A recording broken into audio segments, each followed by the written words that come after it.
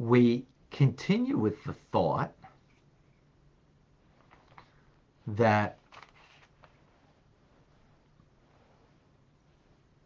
the physical thing has that spark of holiness, that is now elicited in that physical object of the esrog or the parchment that make tefillin or whatever, and then it elicits, it arouses from its divine source, the name Sag, and then brings and illuminates that physical thing with godliness. Now, not only is it in the physical object, but the teachings that go with that physical object of a mitzvah, so the laws of tefillin, the laws of esrog, the laws of whatever physical thing, also are imbued with divinity, are also imbued with divinity, those teachings. Now, how about the laws of something that have no practical significance today? Either because we don't observe those laws, and you can't even say, sometimes you don't have, like, we don't have an altar to bring sacrifices, but if you learn about the altar and the sacrifices, which happens to be some of the things we're learning in Maimonides now, today 1 o'clock, by the way. So when you learn those things, it's as if you did the act. It's as if you did the act. But that's good in a positive commandments, but in some negative commandments that you can't say it's as if you did it. And especially if it's not something that applies or has any that is doesn't occur in practice today. So those laws, how do we understand them as if they're imbued with divinity in their study? How do we understand that? In other words, something that has a practical significance in the study that helps me do the mitzvah, and that mitzvah is something that's done in a physical act of this world. Again, let's take the parchment of tefillin, and you study about those laws. So, well, that gives you an insight to the tefillin, the physical act of the tefillin that you are putting on. And that physical tefillin is an expression of the divine name Sag, as we mentioned, the tetragrammaton name of Sag, which is the name of God that predates or precedes, rather, the shattering of the vessels. It is the primordial man, Adam Kadmoin. In other words, it elicits direct godliness in the act of the mitzvah, and in all of the teachings that have enable us to do the act of the mitzvah, whether to literally do it or to as if we did it. Again, like bringing offerings on the altar. When you study it, it's as if you brought the offering. But those things that have no application at all, how do we understand the divinity in them? So the Alter Rebbe explains as following: everything of this world, as the phrase says, kulam bechokma sisa, all of them you made it with wisdom. Everything in creation has the stamp of divine wisdom. Whether it's a pen, a mug, a stone, an animal, a human being, the galaxies, all of it, which is, by the way, pretty powerful idea in and of itself. All of it has the stamp of divine wisdom. That being said, the divine wisdom is not necessarily revealed. It's actually hidden. It's actually hidden in everything. And what's the proof? Proof is very simple. So many people deny God. Well, if there's divine wisdom of God in everything, how would you deny God? How would you deny his stamp, his presence, his realness? Because it's hidden.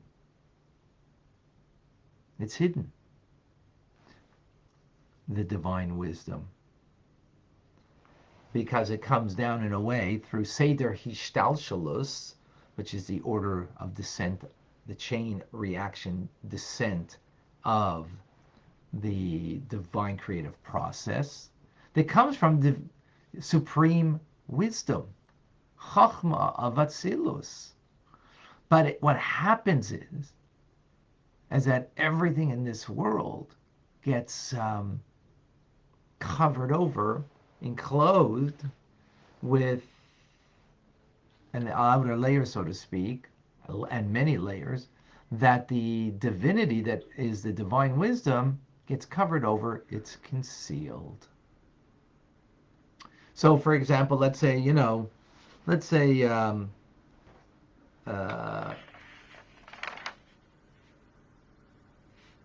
what's the example over here? One second.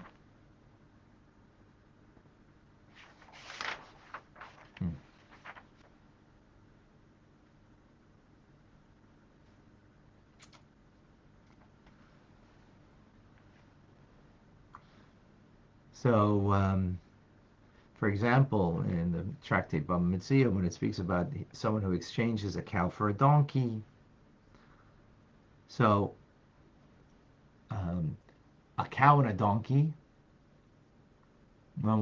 even though it's created with divine wisdom, when we look at it, we don't readily perceive that divine wisdom. We have to kind of like think and meditate and dig a little deeper, but naturally we don't. Why? Because again, the divine wisdom is covered over, it's hidden by the descent of the divine wisdom as it comes down. It gets enclosed in the ruach, in the nefesh ruach of creation. But that same donkey and cow, when it's being discussed in the Torah, so not the physical, actual donkey and the cow that is in a discussion, let's say, right? Because that is the divinity, the divine wisdom is concealed. But the intellectual cow and the intellectual donkey that is the matter of discussion in the Torah, that is divinity. That is divine wisdom that is revealed. Now, what is the difference? Why is that revealed divine wisdom and the actual physical one is not? So Alter Rebbe explains, because again, everything comes ultimately from divine wisdom, and that's why everything, even a little pebble, an amoeba, there's real wisdom there. And scientists are working to see in a cell the divine wisdom, to understand its wisdom. It truly is. Again, you have to really, look deep and to appreciate and to understand it. But when it comes to the intellectual cow and donkey that is a discussion in the Torah, in the Talmud, that is divine. So how does that work in Hasidic geography? So doesn't everything descend? So the intellectual cow and donkey that is spoken about in the Talmud, for example, isn't that also come down? And is that divine wisdom also not concealed? So the Alter Rebbe explains it's not. Because not everything as it descends from the loft, from the world of Atzilus, the world of emanation, the world of godliness, that now comes into an intellectual idea here in this world, it doesn't get enclosed in a way that it picks up on the various worlds coming down. Doesn't pick up the variance, the variance coming down in order to be conceal the divinity. It merely passes through. Like metaphorically, sometimes, like a holy person, passes through up, places and is not affected by it. I remember when my kids were really young, and they would go to do mitzvahim, to put on tefillin with the Jews on a Friday, share a Dvar Torah, kids words of encouragement, inspiration, yeshiva students. But my boys went when they were young, even like 8, 9 years old. They went with older students that were, 17, 18 years old. They went with them. Um, and sometimes they would go into places downtown that are not the most savory. And the reason why they went there is because maybe the owner was a Jew, or they knew that there was a Jew there that they wanted to connect with. Sometimes they would come and they would tell us about some of the things that they, things that were being sold there, but like they didn't mean anything to them. The 17-year-old maybe did, but not to the 8, 9-year-old.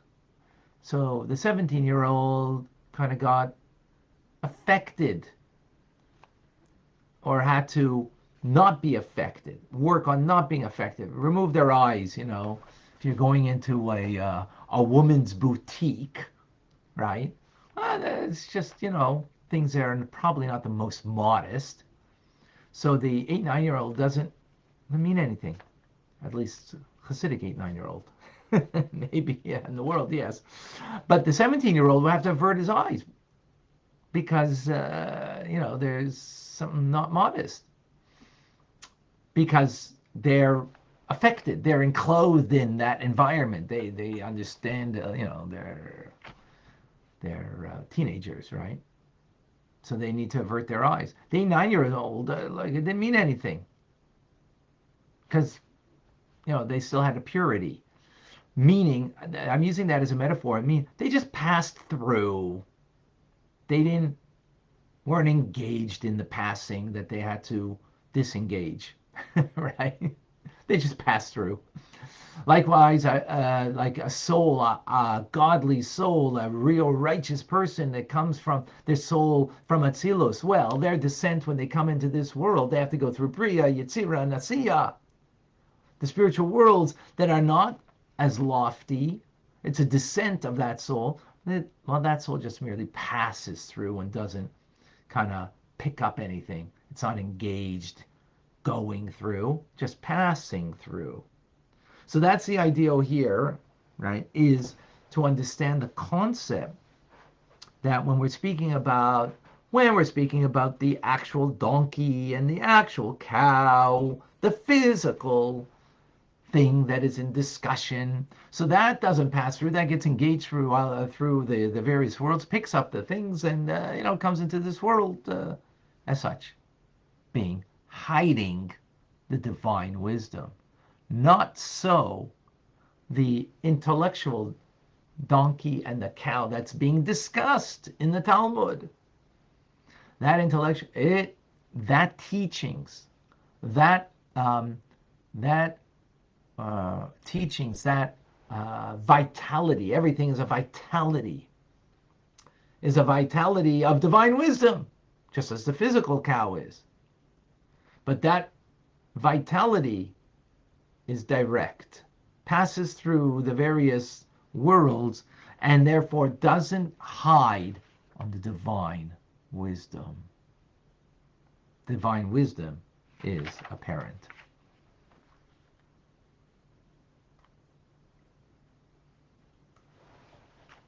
Hence, whether the discussion in the Talmud is something that is practical, that will help us enhance our mitzvah, which elicits sag, remember?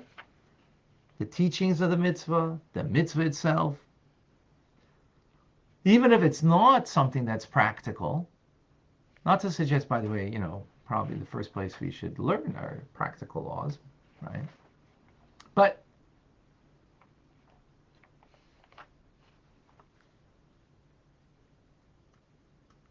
but the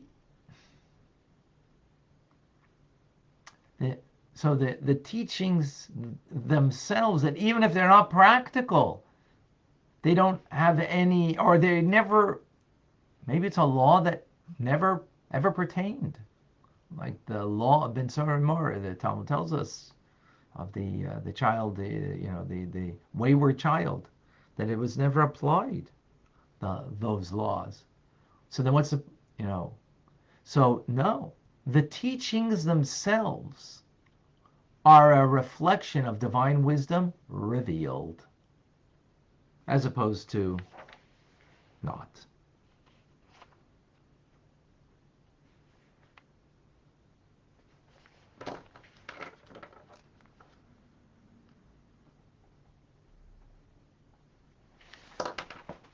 All right, that's a pretty powerful idea. Let's unpack a little bit. So the bottom line over here is everything of Torah teachings is divine revelation, as opposed to my contemplation about godliness and understanding the way of God. So that's going to be already not divine proper. It's divine wisdom that animates. Everything is animated by divine wisdom. Everything is pulsating with divine wisdom. The question is it revealing it or not? So, meaning in an open, revealed way. We got to really look deep into things to be able to see the pulsating divinity in, in this world, even though, maybe it's not so distant, but we still have to, as opposed to the Torah teachings, is pulsating with revealed divine wisdom. My love and awe of God is not pulsating with divine wisdom in a revealed way. It's my love. It's my feeling. And therefore, it's not as openly revealing divinity as the teachings of Torah would be when we learn them and discuss them. All right. Questions, comments, thoughts? Lots of ideas here. There's some on Facebook over here. Hope our feed is better. Don't forget 2 question marks before you ask a question.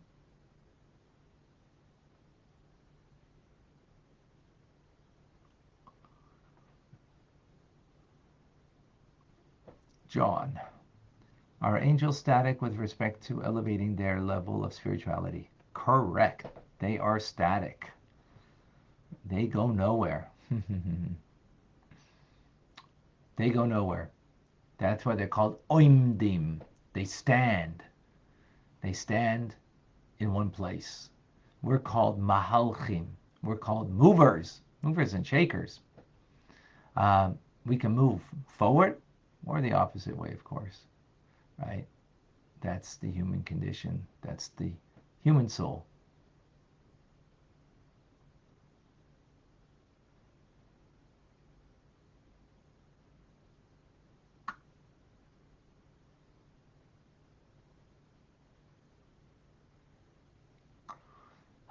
Laurie asks a good question. She witnessed a bird of prey swoop down and take a small animal.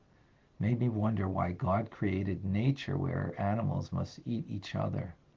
What wisdom is in this? Is this hidden? Yeah, it's hidden. It's a hidden wisdom. The fact that you're asking the question proves that it's hidden. Right? Why? That's a good question. But you're just bringing out the point. Thank you, Lori. That it is hidden wisdom.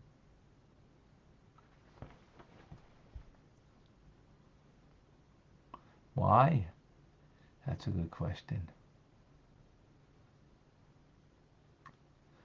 All right. I don't see any other questions here. What's going on?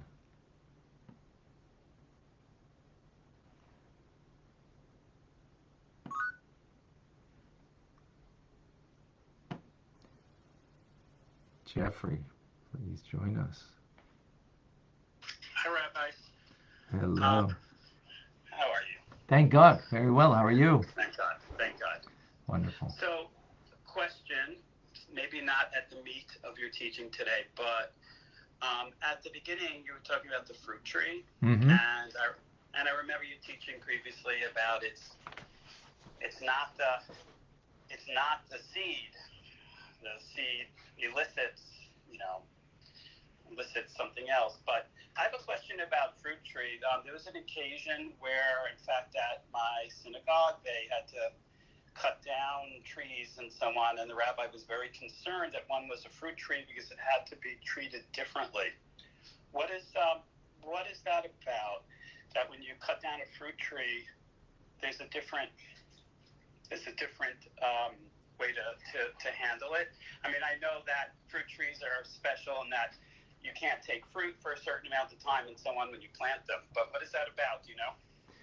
So, the Torah tells us in Parsha Shoftim, if I recall correctly, that even when you're going to battle, you have to be careful not to cut down a fruit tree, even in battle, unless it's necessary, um, because Adam eats a soda, because a person is like a tree in the field. So we are compared to fruit trees. So metaphorically, um, you know, what is a tree? A tree has roots. It has the mainstay of it, um, of the tree and branches, and then the fruit that it bears. So why are we like a fruit tree? So we have roots, strong roots that um, keep us steady, and that we don't fall in strong winds. And that's the faith that we have. And then there's the bulk of who we are, is the mitzvahs that we fulfill. And then there is the mitzvahs that we fulfill, but then ultimately we're to be fruit-bearing trees. In other words, we're to bear fruit. We're here to affect our environment and to affect others and people around us. We're here to affect, not just our own world. So in that sense, we're like a fruit-bearing tree. So therefore, there's something very powerful about that, the fruit-bearing tree, that the Torah tells us not to destroy it. And again, it can be destroyed in certain circumstances, and more in a more careful manner, being that we are, as the Torah tells us, ki adam eitz hasada. Person is likened to the tree of the field, the fruit-bearing tree of the field. So a barren tree doesn't bear fruit. Um, we're not likened to, because we're here to, you know, make a difference. We're here to change the world, and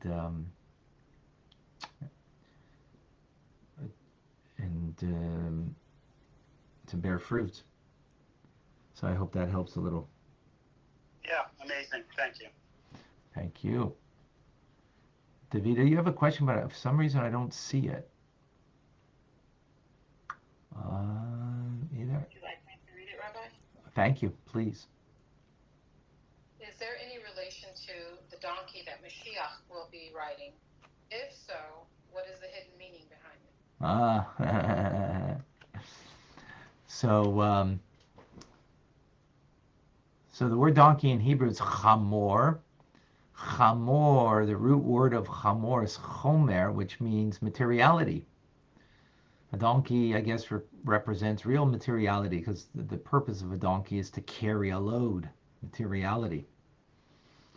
So it says about the the concept of a donkey, as Torah teaches us, we know three people uh, that it says about a donkey. So it says Abraham, um, he loaded loaded his donkey, and the donkey carried his goods as he went with his son Yitzchak to Akedas Yitzchak, to the binding of Yitzchak, of Isaac, right? And it says about Moshe Rabbeinu Moses, it says about his wife Zipporah and his children that they rode the donkey when they came to see him. And finally, as David says, Mashiach will ride a donkey. He will come riding a donkey. So as Chassidus explains, Abraham was able to control donkey, meaning materiality, only to the extent that his goods, his materiality, was subservient to something greater. Moses was even greater, and that his wife and children could ride the donkey, not himself, having a greater capability of controlling the material world. Finally, Mashiach rides a donkey because Mashiach is the ultimate perfection of humanity in the person and in the times of Mashiach. And therefore, this person will have such mastery and control of the material world like no one before them.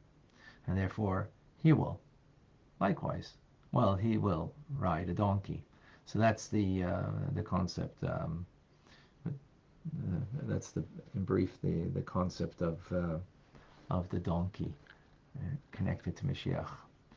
Yeah, good question. Great. All right, folks. I don't see any others.